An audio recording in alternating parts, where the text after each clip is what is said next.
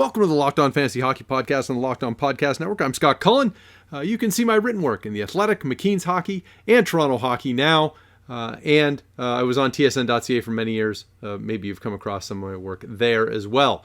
Today, we are going to look at the Jack Eichel trade. Long been rumored, and it finally happened. Eichel goes to the Vegas Golden Knights, and I will break down the winners and losers, which players are going to benefit, which ones might see their production go down, and we'll get into that after this.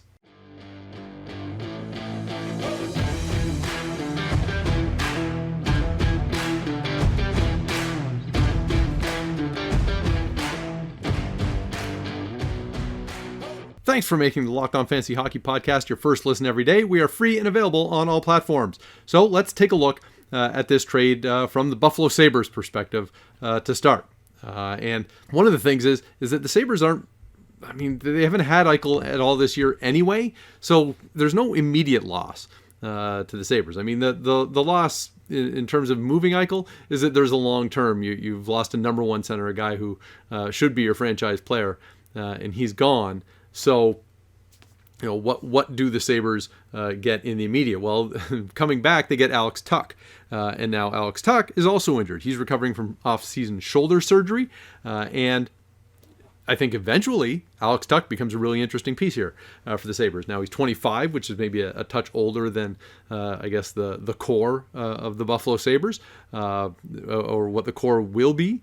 But that's fine. I think, getting a kid from upstate New York who's interested in playing for the Sabres and has a chance to play a bigger role than he did in Vegas. I think that's a worthwhile addition. It's probably not going to happen, I think, until probably about late January is about the timeline for when Alex Tuch might be back from shoulder surgery. Now, Tuch as a player, 6'4", 220 pounds, can really skate, has good hands, and as I said, I think he was probably underutilized a bit in Vegas, and not undeservedly so, because they just had really great right wingers. Once they acquired Mark Stone, they're running Mark Stone and Riley Smith ahead of Alex Tuch, and it's not like they buried Tuch, but he didn't get the prime opportunities as often. And I think when he comes to Buffalo, there's an opportunity for Alex Tuch to become the number one right winger on this team, and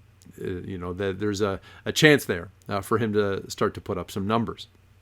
Now, the other forward who comes in this deal to Buffalo is Peyton Krebs. And now, really, Peyton Krebs, he's the one, I guess, who is the deal maker or deal breaker from a Sabres perspective, is that if Vegas decided they were going to move Peyton Krebs, suddenly a deal could happen. If they're going to hold out and try for other prospects to come along, then no, that deal wouldn't work. And so if you like Krebs, he's a 20-year-old. He hasn't really established himself in the National Hockey League yet. But if you're the Buffalo Sabres, you need to go take a shot at somebody like Peyton Krebs.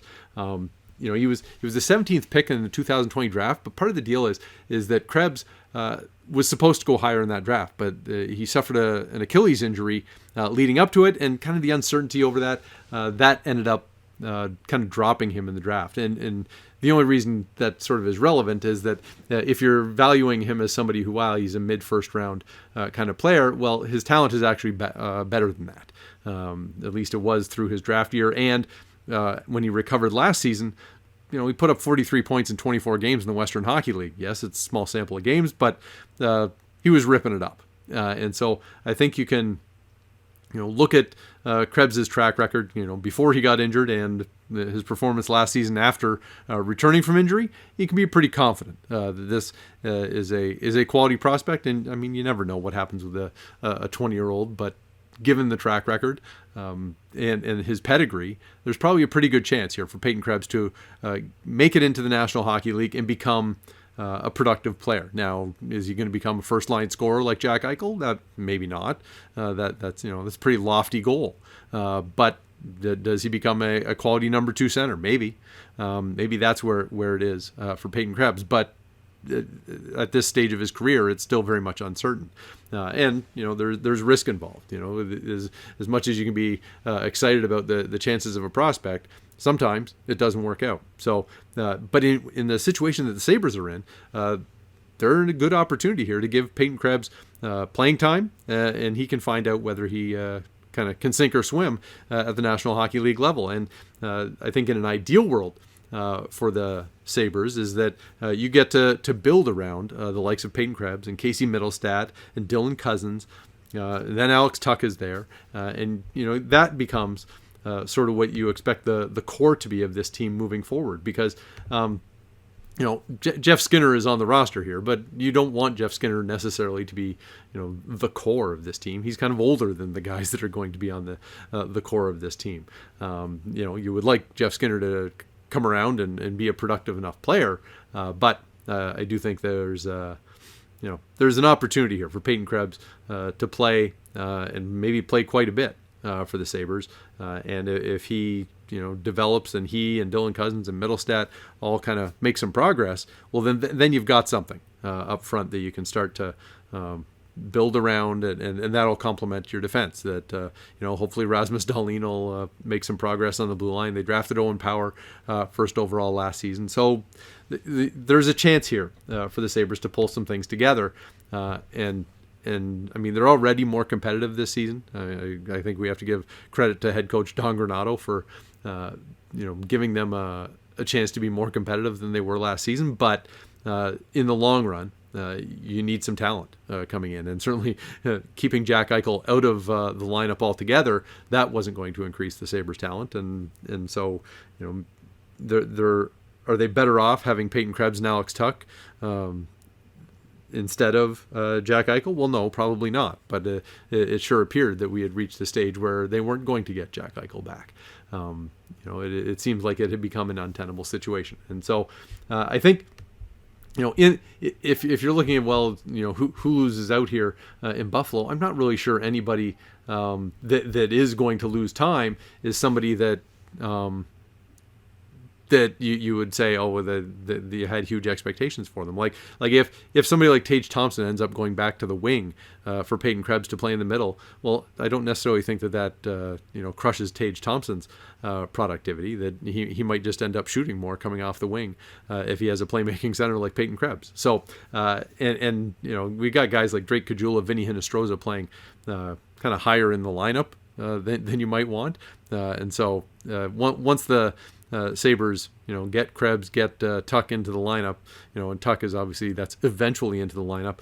Sure, some of those guys might move down from where they are, but I think under reasonable expectations, nobody should look at Drake Caggiula, Vinny Hinostroza, and think, well, they definitely should be in your top six. Certainly not in the NHL for a contending team by any stretch. So when you look at this from the Buffalo Sabres perspective, yes, they would much rather keep Jack Eichel, but is the package coming back going to give them some value? Well, I think it is. I think getting Peyton Krebs, getting a top 10 protected first round pick, and Alex Tuch, there's a chance there that you have three assets that could be around as part of this team for a long time. And if you're in the position of the Sabres, you're just trying to build, and so you need as many of those pieces that are going to be part of this for the long term, because it's probably still going to be a while, whether that's a couple more seasons of building and developing and hoping that all of this young talent ends up kind of gelling and you end up having a team that is actually competitive. So coming up next, we will look into this from the Vegas perspective. Thanks for making the Locked On Fantasy Hockey Podcast your first listen every day. We are free and available on all platforms. We're back, and better than ever, a new web interface for the start of basketball season with more props, odds, and lines than ever before. BetOnline remains your number one spot for all basketball and football action this season. Head to our new updated desktop or mobile website to sign up today. Receive a 50% welcome bonus on your first deposit. Just use our promo code LOCKEDON to receive your bonus. It's from basketball, football, NHL, boxing, UFC, right to your favorite Vegas casino games. Don't wait to take advantage of all the amazing offers available for the 2021 season. BetOnline is the fastest and easiest way to bet all your favorite sports. Go to BetOnline, where the game starts. Okay, so the Vegas Golden Knights are swinging for the fences yet again, and they land Jack Eichel. Jack Eichel's 25 years old, 6'2", 213 pounds. In the past 4 seasons with Buffalo, he has 242 points in 233 games. That's pretty impressive stuff. In that time, he ranks 18th in the league with 1.04 points per game, and consider he's doing that without much of a supporting cast. The Sabres, as much as they had hopes when they acquired Taylor Hall a few years back, I think we've seen that they're not offering quite the necessary support for a top tier talent like Eichel. So while his points per game might have ranked 18th, you can consider the degree of difficulty to get there, and he's probably better than that. And so what's happening here with Vegas? Because for one, it's going to be a while before Jack Eichel even shows up in their lineup. So it's not like they need to start making moves right away. I think there is probably some risk that Eichel isn't going to be ready by the end of this season. Golden Knights GM Kelly McCrimmon was talking. He said he kind of guessed at a 4 to 5 month timeline, but he admitted that it's really a guess because there hasn't been an NHL player who has had the disc replacement surgery that Eichel is seeking, and so you can have this idea that yes, you want to do this and have him come back in 4 to 5 months, but what if the real timeline is 6 months? Because really, the health is going to dictate everything here. There's no no rushing Jack Eichel back. You're not going to make this kind of deal and commit to the contract that Eichel has. Which beyond this season has 4 years and $40 million against the cap, $10 million per season. If you're not going to commit to that without getting Eichel healthy and kind of putting him in a position to have maximum success, it would be awfully short-sighted to go, all right, we're going to rush him back at some point this season, for whatever misguided purpose. It just wouldn't make any sense. So, but if you look at the long term here, Vegas, in acquiring Eichel, they're trying to raise their ceiling, because I think if you looked at their roster right now, and not the injury plagued version. They're right now the current team. They're missing William Karlsson. They're missing Max Pacioretty. They're missing Mark Stone. That's 3 of your top 6 forwards out of the lineup, and not for insignificant amounts of time. And so with all 3 of those guys out already, the current version of Vegas is a watered down version of what this team could actually be. But if you take a look at a presumably healthy Vegas lineup, then I think you could look at the possibility of a top line of Max Pacioretty on the left side, Jack Eichel at center, and Mark Stone on the right wing. And if that trio was together, there's a chance that could be the best line in hockey. I think the discussion these days tends to go between the Boston Bruins perfection line with Patrice Bergeron, Brad Marchand, and David Pastrnak, Colorado Avalanche line of Gabriel Landeskog, Nathan MacKinnon, and Mikko Rantanen, and certainly whenever he's healthy, whoever the Tampa Bay Lightning decide to put out there with Braden Point and Nikita Kucherov, that would tend to be one of the top lines, and so. And I suppose Connor McDavid with anybody gets in the discussion too. But I really think like that Vegas line, if you have Eichel in between Pacioretty and Stone, there is a chance that might be a line that puts up the best numbers in terms of shot and goal differentials at 5-on-5. But I think the challenge that's going to be facing them is that Chandler Stevenson has been playing in that spot since he was acquired from Washington, and at 5-on-5, Stevenson is pretty productive. He doesn't have massive point totals, in part because he doesn't get the power play time. And this isn't to say that Chandler Stevenson's as good as Jack Eichel, but the Golden Knights' top line has had quite a bit of success with Chandler Stevenson in the middle, and so what kind of improvement is there going to be if you change it from Chandler Stevenson to Jack Eichel? If you make that change, and the line with Stevenson is scoring, I think 59-60% of the goals at 5-on-5. Well, how much better would they be with Eichel? Would it be 63%, 65%? That it's possible that's where it goes, but that you're asking for some pretty outrageous production to control play in that manner, and so I think in the long run you would look at at Jack Eichel and moving to a team with this kind of talent. And Eichel will probably be, if we assume that he gets healthy, we can assume that Jack Eichel can be a guy who scores a point per game and maybe better. Maybe playing with those guys, he's a 100-point scorer. Now, when we get to the point of Jack Eichel being part of the Vegas lineup, and I mean, this could be a while. As I say, there's probably some risk that it's not even going to happen this season. But when that time comes, I think the issue for say fantasy purposes is who's going to lose out on first unit power play time, because Jack Eichel is most definitely a guy who's going to get first unit power play time. And so I think the likely scenario is that Vegas they'd still have Mark Stone, Max Pacioretty, probably Jonathan Marchessault, and Eichel as the forwards on their first power play unit, run Alex Pietrangelo on the point, and so somebody like William Karlsson, might not get first unit power play time because of Jack Eichel's presence in Vegas. But these are the trade-offs you make when you're dealing for a franchise center. You don't shortchange him on the opportunities. It's the other guys who are going to lose out a little bit. And so I think the next part to look at here from a Vegas perspective is going to be, how are they going to clear out the room? And as I said, this may not have to happen this season during the regular season. Maybe it happens late. But at some point, they're going to have to clear out some salary to make room for Jack Eichel. And it could cost them some players that are playing pretty significant roles for them right now. And we'll get into that after this.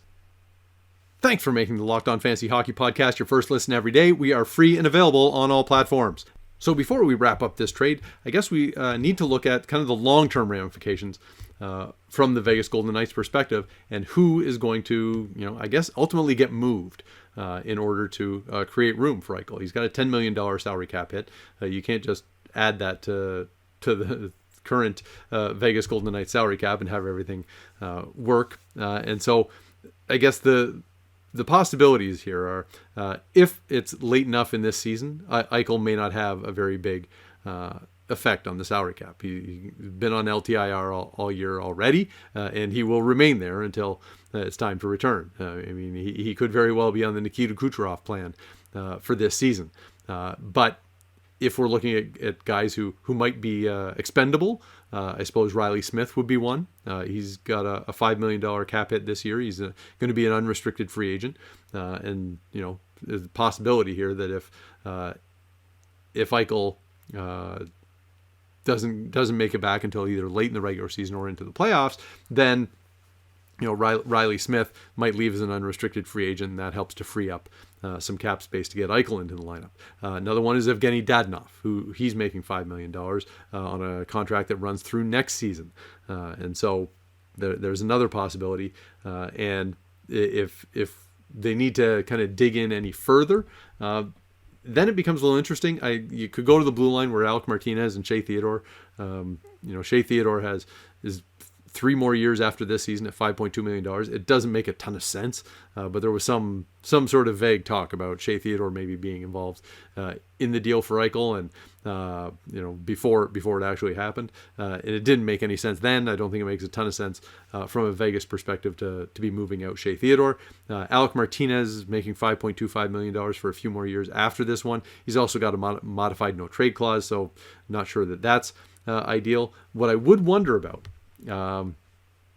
is whether Max Pacioretty, he's got a 10-team no trade list, and he's been on the trade block before. I mean, Vegas is a team that isn't afraid to go out and acquire guys. They're also not afraid to move guys. And Pacioretty has been on the trade block. He's got a $7 million cap hit that runs through next season, and so I would expect that, given the opportunities here for Vegas, that they can go to any number of those players as options to move out and make sure that they have room for Jack Eichel. I think if you're acquiring Eichel, you're probably doing it with an eye towards being immediately competitive. Jack Eichel isn't lining up for another rebuild if he can avoid it, I'm sure. And So I don't think that Vegas's first plan would be we want to get rid of somebody like Max Pacioretty, but if that's what ends up, you need to move out that salary, it wouldn't be an impossible endeavor for Vegas either. So I think overall, when you look at this deal, it's going to work out. I mean, if we can presume that health is going to come back. Professional athletes are getting the best medical attention money can buy, and I have to expect that Jack Eichel is getting sound advice on this disc replacement surgery, and that at some point he is going to return to being an elite hockey player. And if he does, and he joins a Vegas team that has a bunch of other really high-end players, that he's going to have some pretty productive years. Given an opportunity, he could be every bit as productive as he was in Buffalo, maybe even more so. And then from a Buffalo perspective, this didn't end the way the Sabres wanted it, for sure. There was a time when they were kind of hitching their wagon to Jack Eichel and making all kinds of moves, kind of geared towards appeasing Jack Eichel as the future face of the franchise. But as things kind of went sideways off this neck injury, and this isn't the only case where players are getting disgruntled with their teams and they don't like how injuries are being handled. You can look to Vladimir Tarasenko in St. Louis, and that's part of the reason he wants out. And so I think Buffalo did not do a great job in how they handled this with Eichel. But if you look at sort of what they're getting in the end, there's a chance that they at least have some value to move forward. And it's probably not an even trade. Might be 75 cents on the dollar. But I think at this stage, since you weren't going to be getting Jack Eichel back, you take the 75 cents on a dollar and really embark on a rebuild. And the fact that you get a 20-year-old Peyton Krebs, you can hope that he develops along with the really young players in that Sabres core, and they become a competitive team in the not too distant future. So there we go for the Jack Eichel trade. It's sad to see that content go, because it's been a huge part of covering hockey for the past couple of months. But ultimately, I think this is probably a good ending for Jack Eichel. He gets to go to a good team, and presumably he gets healthy, and he will have a chance to play some competitive hockey, which he kind of hasn't for the past few years. And so thanks for tuning in to the Locked On Fantasy Hockey Podcast and making it your first listen every day. Make your second listen to the Locked On Crosscheck Podcast with Andrew Berkshire and Mary Clark. I enjoyed being on their season preview issue, but they do a great job breaking everything down in the National Hockey League. That will do it for today. Enjoy the games and follow this podcast on Apple, Google Play, Stitcher, Spotify, Odyssey, wherever you get your podcasts. Stay locked in with Locked On Fantasy Hockey, your daily source for fantasy news and analysis.